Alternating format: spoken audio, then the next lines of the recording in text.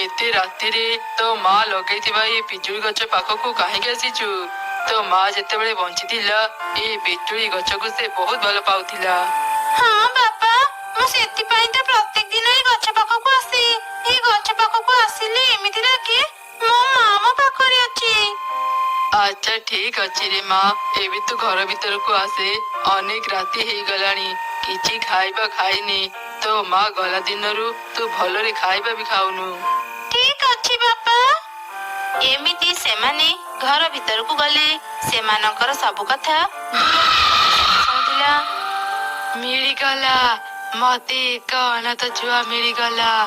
मते अनाथ छुआ को खाइबा पाई भारी भल लागे। जाए शीघ्र ही छुआ को खाई निए। अरे ए छुआटा पाखरे तो ता बापा अछि। मु ताकू एमिति मारी पारिबिनी। किछि समय परे सकाळ हेजिब। सकाळे मो शक्ति किछि काम करिबनी।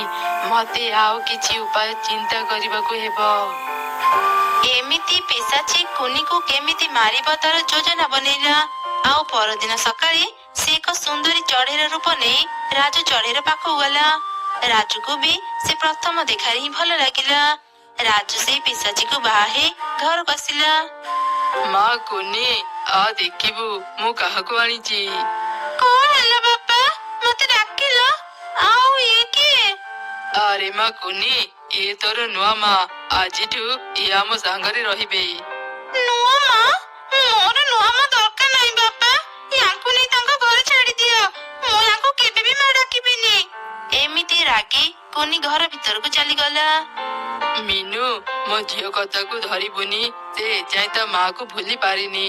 किछि दिन परे ता मन भल हेले से तते भी मां डाकिबो। अरे ना ना, मो कुनी रे कथा धरिनी। मु जाने माँ को हरी छुआटा भी बहुत दुखरे अछि। तुम जमा भी चिंता करनी। मु तार निजे झियो परि जत्न लेबी। माँ कुनी तू एठी एकुटिया काहेके सोइछु? मीनू तोर माँ, जा ता पाखरे सोइबु। नाई बापा, सिए मो माँ नहो। मु तांको मां डाकी पारिबिनी। एमिति कहि कुनी एकुटिया ही सोई पड़िला। अध रातिरे से पिशाची कुनी पाखକୁ आसिला। खाइबी तते आजी मु खाइबी। तते खाइबा पाई ही मु सुंदरी झियर रूप नहीं तो बापा को बाहा हेची। आजी मते से सुजोग मिलिगला। किए किए एमिति पाटी करूचो? मते भारी डर लागुची। मो सामने को आस। पिशाचीर एमिति शब्दरे कुनीर निद भांगी गला। से जोर जोर चित्कार करुथिला। सेतेबेले पिशाची मीनूर रूप नहीं कुनी को धरिला। किए किए मत धरिलो? छाड़ो छाड़ो मते। अरे झियो डरनी, मु तोर मां मीनू। देख मते। ना तुमे मो मां नहो। मु तुमको देखिबिनी। तुमको देखिले मते भारी डर लागे। बापा बापा मते बचाओ। अरे पार्टी काहेकि करूछु? केही तो कथा एठी सुनिबेनी। आ मो पाखको आ। मु तते बहुत धीरे धीरे खाइबी। तते जमा भी कष्ट हेबनी। पिशाचीर एमिति कथा सुनी कुनी भीषण डरिगला। से दौड़ी जाई ता मां लगैतिबा पिजुली गछको जाबुड़ी धरिला। एमिति देखि त पिशाची आहुरी हसिला। मो संगरे मुसा बिले खेलुछु? जा जा जेते दूर को जाउछु जा। मु तते आज धरिकी ही रहिबी। सेपटे कुनी पिजुली गछ पछपटे लुचि रहिला। पिशाची ताको धरिया पे जेमिति पिजुली गछ पाखौ गला, हठात एक अदृश्य शक्ति पाई से कुनीर क्षति करि पारिलानी। ए सबु पाटितुंड सुनी राजू चढ़ी बाहर को आसिला। अरे मीनू एते रातिरे तू घर बाहर काहेकि अछु? कुनी ता माँ को भारी मने पकाउथिला। से कहिला से पिजुली गछ पाखको आसीबो। सेतिपाई मु ता सांगरे बाहर को चली आसिली। ओ अच्छा, ए पिजुली गछको कुनीर माँ बहुत भल पाउथिला। कुनी को एमिति लागे ता माँ ए गछ पाखरे ही अछि। सेतिपाई से सबुबेले दौड़िकी गछ पाखको चली आसे। अच्छा एमिति कथा।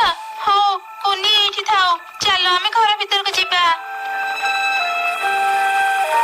माँ कोडी अच्छा माँ? ये चढ़े नुह, ये गोटे पिशाची। मते ये मारी देबो माँ। मते रक्षा करो।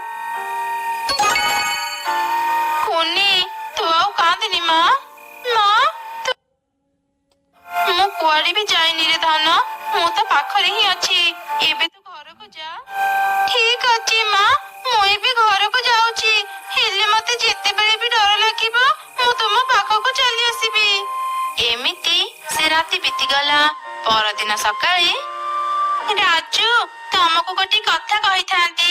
ଏଇ ପିଜୁଳି ଗଛରେ ପୋକ ହେଇଯାଇଛନ୍ତି। ଏଇ ଗଛକୁ ଶୀଘ୍ର କାଟିଦିଅ। ପୋକରା ପିଜୁଳି ଖାଇଲେ ଆମ ପେଟ ଖରାପ ହେଇଯିବ। କିନ୍ତୁ ଏ ଗଛ କୁନି ମାର ଶେଷ ସ୍ମୃତି। ୟାକୁ କାଟିଦେଲେ କୁନି ଅନେକ କାନ୍ଦିବ। କଣ ହେଲା? ତମ ପାଖରେ ତମ ଆଗ ସ୍ତ୍ରୀର ସ୍ମୃତି ଏତେ ମୂଲ୍ୟବାନ ହେଇଗଲା ଯେ ତମେ ମୋ କଥା ଶୁଣୁନ? ଯା, ମୁଁ ତମ ସହ କେବେ କଥା ହେବିନି। ନା ନା, ମୋ କହିବାର ଅର୍ଥ ସେଇଆ ନଥିଲା। ଆଚ୍ଛା ହଉ, ତୁ ଆଉ ମନ ଦୁଃଖ କରନି। ମୁଁ ଏବେ ଏ ଗଛକୁ କାଟି ଦଉଛି। ତାପରେ ରାଜୁ ସେ ଗଛକୁ କାଟିବା ଆରମ୍ଭ କଲା। ଏ ସବୁ ଶବ୍ଦ ଶୁଣି କୁନି ଶୀଘ୍ର ବାହାରକୁ ଆସିଲା। ବାପା, ଏ ଗଛକୁ କାଟନି। ବାପା, ମୋ କଥା ଶୁଣ। ହେଲେ ରାଜୁ ତା ଝିଅ କୁନିର କିଛି କଥା ନ ଶୁଣି ପିଜୁଳି ଗଛକୁ କାଟିଦେଲା। ସେଇ ଗଛରୁ ଗୋଟେ ପିଜୁଳି ତଳେ ପଡି ସେଠି ରହିଗଲା। ବାକି ଗଛକୁ ରାଜୁ ଆଉ ମିନୁ ନେଇ ସେଠାରୁ ଚାଲିଗଲେ। ଯୋଉ ପିଜୁଳିଟି ତଳେ ପଡିଥିଲା, ହଠାତ୍ ସେ କଥା କହିଲା। ମା କୁନି, ତୁ ମନ ଦୁଃଖ କରନି। ମୁଁ ଏଇ ପିଜୁଳି ଭିତରେ ଅଛି। ମତେ ନିଜ ସାଙ୍ଗରେ ନେଇଯା। କିଛି ସମୟ ପରେ ରାତି ହେଇଯିବ। ପିଶାଚି ତୋର କ୍ଷତି କରିପାରେ। ତାପରେ କୁନି ସେ ପିଜୁଳିକୁ ଧରି ଘର ଭିତରକୁ ଗଲା। କିଛି ସମୟ ପରେ ରାତି ହେଇଗଲା। ଆଜି ତ ସେ ପିଜୁଳି ଗଛ ନାହିଁ କୁନି। ଦେଖିବି ତତେ ଆଜି କିଏ ରକ୍ଷା କରିବ। ମା କୁନି, ସେ ପିଶାଚି କେତେବେଳେ ବି ଏଠାକୁ ଆସିପାରେ। ମୁଁ ତତେ ଏବେ ପିଜୁଳି ଭିତରେ ରଖିଦିଏ। ସକାଳେ ପିଶାଚୀର ଶକ୍ତି କାମ କରିବନି। ସେତେବେଳେ ମୁଁ ତତେ ପିଜୁଳିରୁ ବାହାର କରିଦେବି। ଏମିତି କହି କୁନିର ମା ତାକୁ ସେ ପିଜୁଳି ଭିତରେ ରଖିଦେଲା। ପିଶାଚୀ ସେଠାକୁ ଆସି କୁନିକୁ ଖୋଜିଲା, ହେଲେ ତାକୁ ପାଇଲାନି। ଏଇ ବଦମାସ ଛୁଆ ଆଜି ବି କୁଆଡେ ଚାଲିଗଲା। ଦେଖିବି ସେ କେତେ ଦିନ ମୋଠୁ ବଞ୍ଚିବ। ଯେମିତି ପିଶାଚୀ ସେଠାରୁ ଚାଲିଗଲା, କୁନି ପିଜୁଳିରୁ ବାହାରି ଆସିଲା। ମା କୁନି, ମୋ ପାଖରେ ଆଉ ବେଶୀ ସମୟ ନାହିଁ। ମୁଁ ସବୁଦିନ ପାଇଁ ଏଠାରୁ ଚାଲିଯିବି। ତା ପୂର୍ବରୁ ପିଶାଚୀକୁ ଧ୍ୱଂସ କରିବାର ରାସ୍ତା ମୁଁ ତତେ କହିଦେବି। କିନ୍ତୁ ମା, ମୁଁ କଣ ସେ ପିଶାଚୀକୁ ଧ୍ୱଂସ କରିପାରିବି? ତୁ ପାରିବୁ ଝିଅ। ମୋର ତୋ ଉପରେ ପୁରା ବିଶ୍ୱାସ ଅଛି। ଶୁଣୁ, ଏଠାରୁ କିଛି ଦୂରରେ ଏକ ମନ୍ଦିର ଅଛି। ସେ ମନ୍ଦିର ଭିତରେ ଥିବା ଏକ ସୁନା କଳସୀରେ ପବିତ୍ର ଗଙ୍ଗାଜଳ ଅଛି। ସେଇ ଗଙ୍ଗାଜଳ ଆଣି ପିଶାଚୀ ଉପରେ ପକେଇଲେ ସେ ଧ୍ୱଂସ ହେଇଯିବ। ଯେତେବେଳେ କାମ କରିବୁ ତୋ ବାପା ତ ପାଖରେ ଥିବେ। ଏକଥାର ଧ୍ୟାନ ରଖିବୁ। ଯା ମା, ସକାଳ ହେଇଗଲାଣି। ଶୀଘ୍ର ମନ୍ଦିରକୁ ଯା। ତାପରେ କୁନିର ମା ଅଦୃଶ୍ୟ ହେଇଗଲା। କୁନି ଶୀଘ୍ର ମନ୍ଦିରକୁ ଗଲା ଆଉ ମନ୍ଦିର ଭିତରେ ଥିବା ସ୍ୱର୍ଣ୍ଣ କଳସୀରୁ ଗଙ୍ଗାଜଳ ନେଇ ଆସିଲା।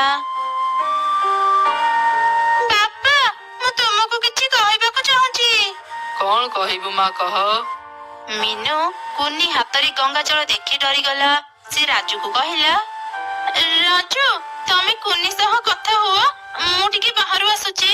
କୁଆଡେ ଯାଉଛ ନୂଆ ମା? ବାପାଙ୍କୁ କଣ କହିବି, ତୁମେ କଣ ଶୁଣିବନି? ଏମିତି କହି କୁନି ଶୀଘ୍ର ଗଙ୍ଗାଜଳ ମିନୁ ଉପରକୁ ପକେଇଦେଲା। ମିନୁ ଦେହରେ ନିଆଁ ଲାଗିଗଲା। ସେ ନିଜ ପ୍ରକୃତ ରୂପକୁ ଆସି ଜଳିବାକୁ ଲାଗିଲା। ମରିଗଲି। ଆରେ ମରିଗଲି। କଣ କଲୁ ତୁ? ମତେ ବଞ୍ଚା, ନହେଲେ ନିଆଁରେ ଜଳି ମୁଁ ପାଉଁଶ ହେଇଯିବି। ଏ ତ ଗୋଟେ ପିଶାଚୀ। ମୁଁ ୟାକୁ ଚିହ୍ନି ନ ପାରି ବାହା ହେଇ ଘରକୁ ଆଣିଥିଲି। ହଁ ବାପା, ଇଏ ଗୋଟେ ପିଶାଚୀ। ଆଉ ଗୋଟେ କଥା ଜାଣିଛୁ ବାପା, ଇଏ ମତେ ମାରି ଖାଇବାକୁ ଚାହୁଁଥିଲା। ତୁ କଣ କହୁଛୁ ରେ ମା? ତୋ ସହ ଏତେ ସବୁ ଘଟଣା ଘଟିଗଲା, ଅଥଚ ମୁଁ କିଛି ଜାଣିପାରିଲିନି। ମତେ କ୍ଷମା କରିଦେବୁ ମା। ମୁଁ ତୋର ଠିକରେ ଯତ୍ନ ନେଇ ପାରିଲିନି। ଦେଖୁ ଦେଖୁ କିଛି ସମୟରେ ହିଁ ପିଶାଚୀ ନିଆଁରେ ଜଳି ପାଉଁଶ ହେଇଗଲା। କୁନିର ଆଉ ଭୟ ରହିଲାନି। ସେ ଖୁସିରେ ତା ବାପା ସହ ରହିଲା।